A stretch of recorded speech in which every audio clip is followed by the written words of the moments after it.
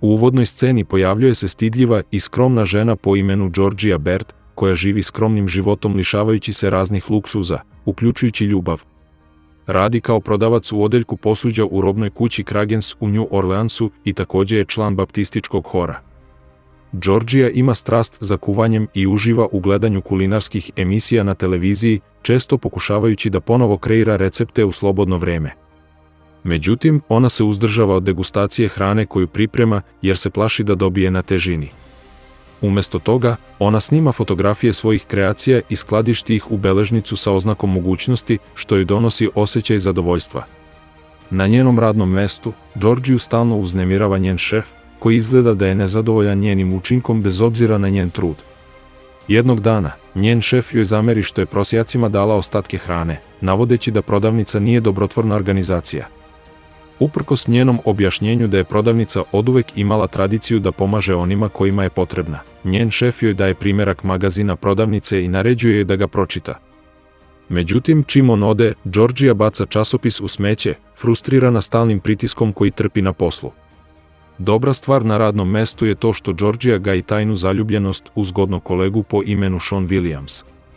Čak ga je predstavila u svojoj dragocenoj beležnici kao svog idealnog muža. Ona ne zna da i Sean gaji slična osjećanja prema njoj. Srećom, božićna sezona donosi slučajan susret gde Sean prati miris Georgijinog kuvanja i pita je da li bi mogao da proba. Nakon što zagrize, pohvali njeno kulinarsko umeće i prisjeća se arome kuhinje svoje majke.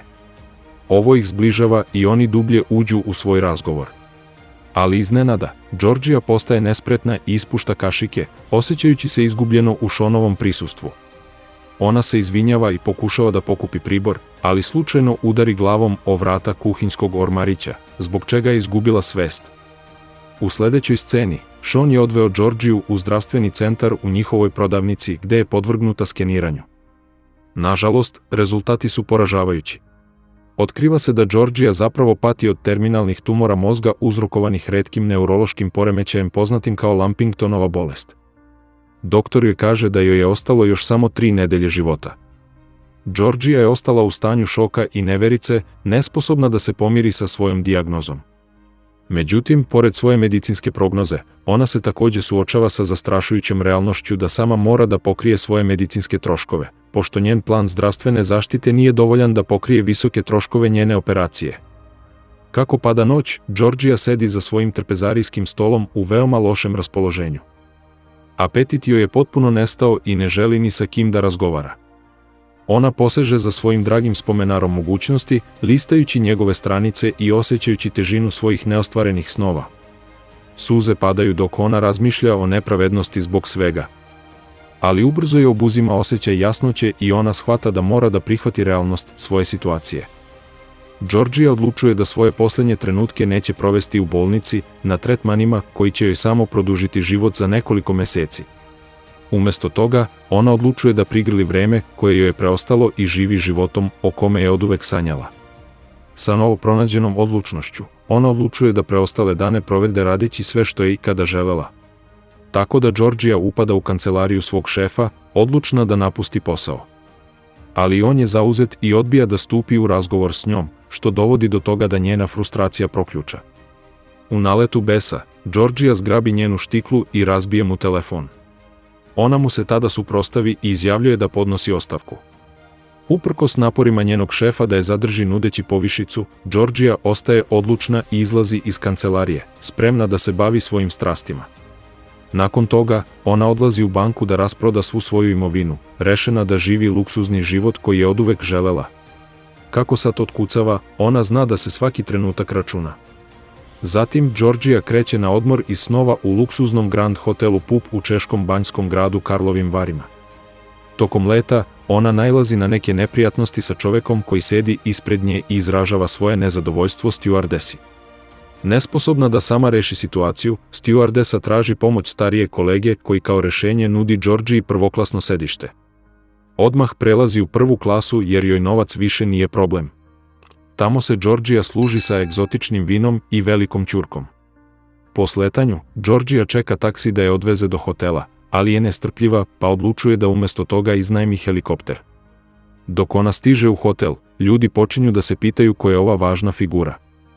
Ona ulazi na recepciju da se prijavi u svoju sobu, ali saznaje da još nije spremna jer je stigla ranije nego što je očekivano.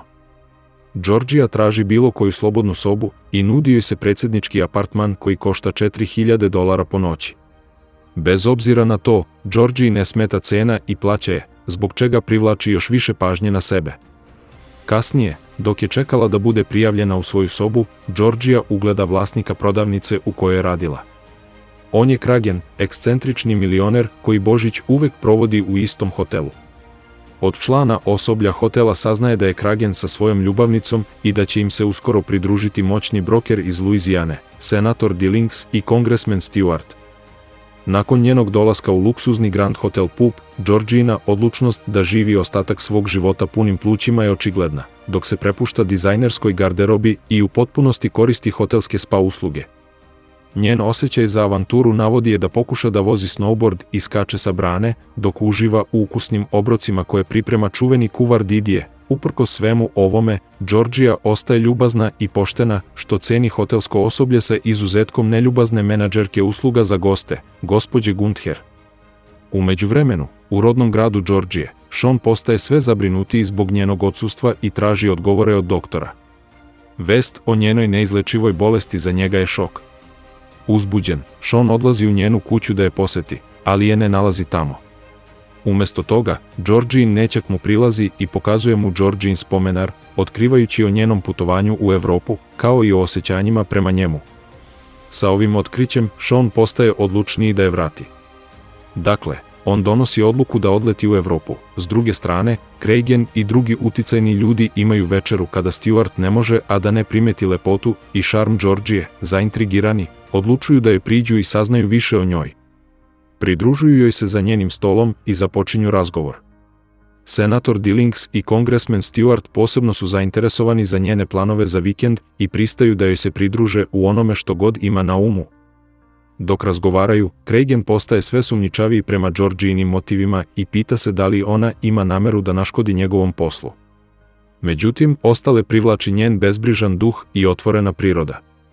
Nakon lagane šetnje, Georgia se vraća u hotel i susreće Kragena i ostatak grupe koji uživaju u igri na sreću. Pozivaju je da im se pridruži, što ona odmah prihvata. Georgia se čak 3 puta uzastopno kladi sa priličnom sumom novca na isti broj, uprkos tome što nije upoznata sa pravilima igre.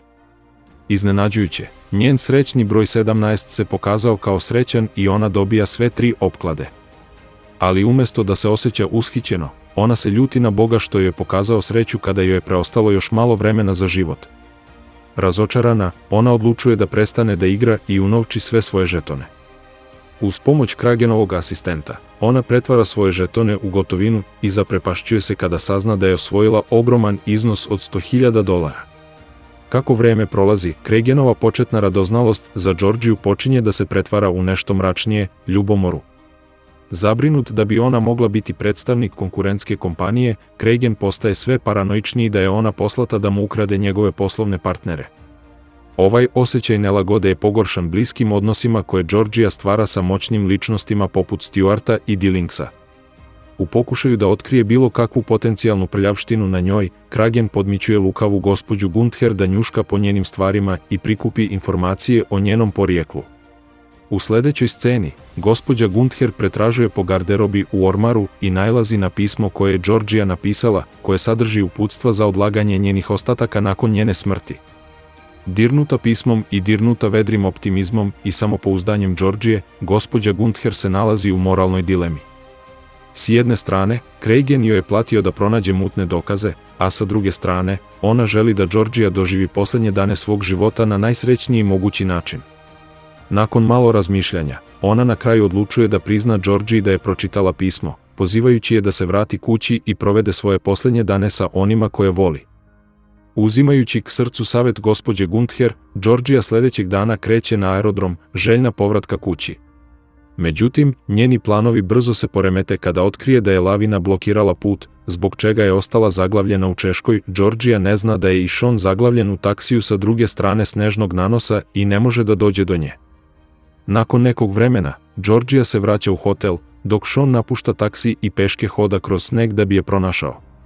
Te noći, kuvar Didije poziva Georgiju da mu pomogne u kuhinji hotela u pripremi luksuzne novogodišnje gozbe. Tokom svečanosti, Didier javno odaje priznanje Georgiji za doprinos i zahvaljuje joj se. Međutim, Cragen, razjaren pažnjom koju Georgija dobija, pokušava da je osramoti pred svojim saputnicima otkrivanjem da je ona samo prodavačica u jednoj od njegovih radnji. Uprkos njegovim naporima, Georgija ostaje pribrana i neometena, navodeći da nikada nije rekla ništa o sebi i da su ljudi jednostavno izneli pretpostavke bez poznavanja činjenica. Ona otkriva grupi da je njena bolest bila razlog njene ekstravagantne potrošnje i njene odluke da živi punim plućima.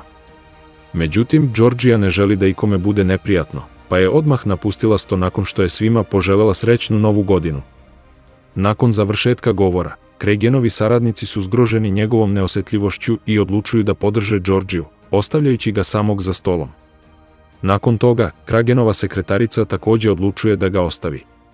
Utučen i posramljen, Cragen se povlači na gornji sprat hotela i seda na platformu, razmišljajući da sve okonča.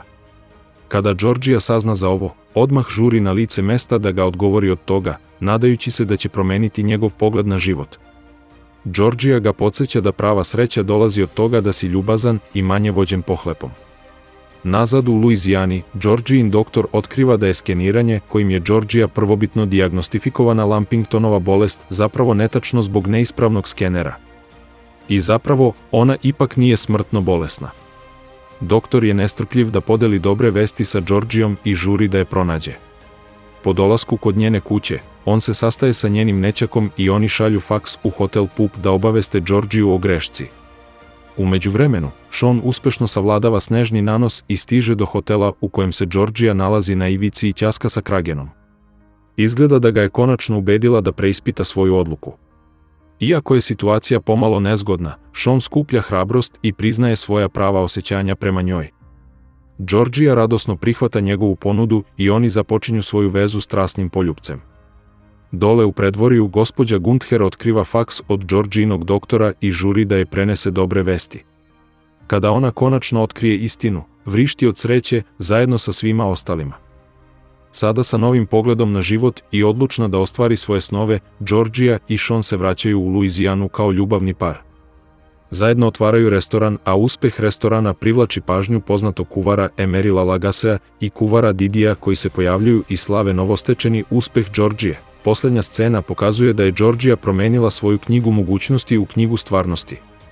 Njeni prijatelji iz hotela, uključujući Cragenovu sekretaricu i gospođu Gunther, svi su nastavili da žive srećnije i ispunjenije živote. Sam Cragen, koji je ranije pokušao da počini nezamislivo, pridružio se duhovnom putu kako bi pronašao utehu. Film se završava srećno dok se Georgija i Sean na kraju venčavaju, obećavajući da će uvek biti tu jedno za drugo. Hvala na gledanju. Ukoliko želite da podržite rad kanala i vidite još ovakvih videa, lajkujte i zapratite film ukratko.